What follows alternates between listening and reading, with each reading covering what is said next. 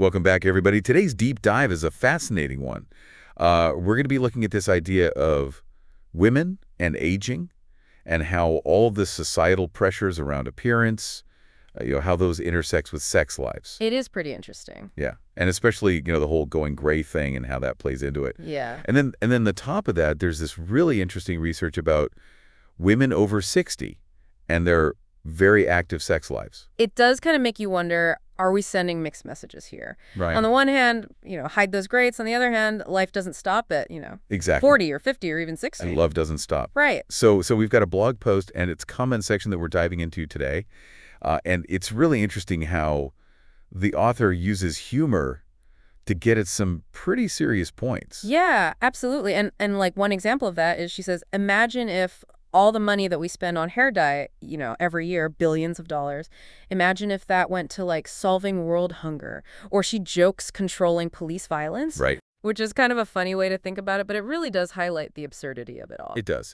But before we get too far, I gotta want to step back for a second and just ask the basic question, like, why is there such pressure, especially on women, to hide aging in the first place? Well, it's interesting because for generations, women's worth has been so tied to their appearance. Ugh, it's true. It's a frustrating reality, but it's, media and advertising our social circles often reinforce this idea that youth equals beauty and therefore value. Yeah, and it's everywhere, but it's almost like the pressure ramps up even more as women get older. Oh, absolutely. It's this unspoken message that aging is something to be fought against, to be concealed.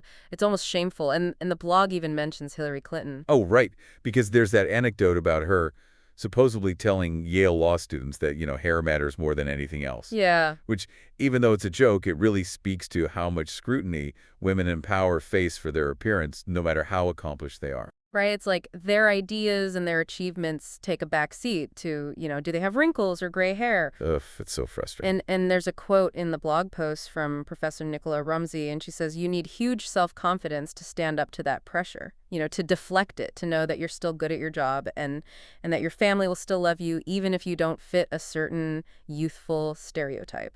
Which, let's be honest, most of us don't wake up looking like a magazine cover every day. Exactly. That pressure must be so immense. It is. And, it's funny because the author talks about a friend of hers, and the friend's therapist actually dyed her hair to make her more attractive to men. Wow. That's how deep these expectations run. That's wild. But here's where things get really interesting. The blog cites this study from the Annals of Family Medicine. And get this, almost 60% of women over 60 who are in committed relationships are sexually active.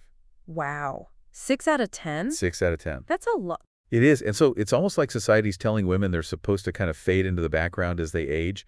But this research suggests the complete opposite. Yeah, it's pretty empowering. It is empowering. And what's interesting is how this research adds another layer to the whole going gray debate. Right. The author even jokes, do gray-haired women have better sex lives? Obviously, it's a lighthearted question, but it does point to this connection that we don't often discuss openly. It's true. We've got aging, we've got body image, and we've got sex, and they're all connected. But we treat them like they're in these separate little boxes. Exactly. And I think that's a missed opportunity because this research really suggests there's a lot to unpack about how women experience these things as they age. Especially, considering there's this whole movement of women now who are choosing to embrace their natural gray hair. And it's like a statement. It's like, I'm rejecting this pressure to conform to, whatever ideal. Right. And that choice can be incredibly powerful. It is powerful. It's about, reclaiming your own narrative about beauty and aging, and the comment section of the blog is just full of personal stories from women who have made that choice. Yeah, and one that really stuck with me was from Lynn Murray, and she wrote, gray-haired women, like fat women, are considered to be broadcasting that they aren't making an effort to conform. Wow. And it's true. It's like, if you're not meeting that youthful ideal, you're letting yourself go. That's a powerful observation, and I think it really goes to the heart of what we're talking about in this deep dive, which is what are these unwritten rules that we've created around women and aging? Right. And how do they impact how women see themselves and live their lives? Exactly. And how do they impact how other people see them and treat them? Absolutely. So much to unpack there. Yeah, and I think this is a good place to pause, and we'll come back and really dig into that. Sounds good. Let's take a break. It's like we've created this really narrow definition of what's acceptable for women as they age. Yeah, and it's so limiting. It is, and it's not just about looks either.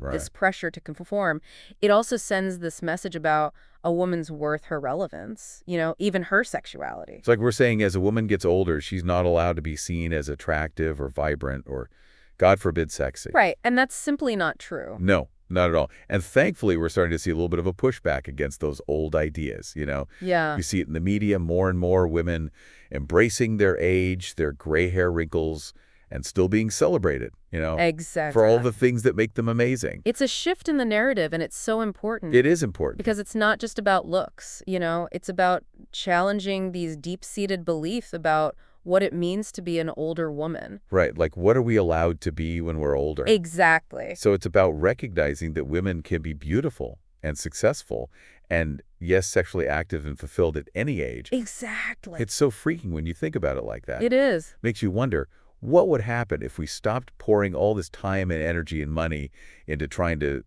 defy aging? Oh my gosh. What if we took all that and put it towards things that really matter? Right, like supporting women's health and education and economic empowerment. Yes. Or even just investing in experiences that bring joy and fulfillment.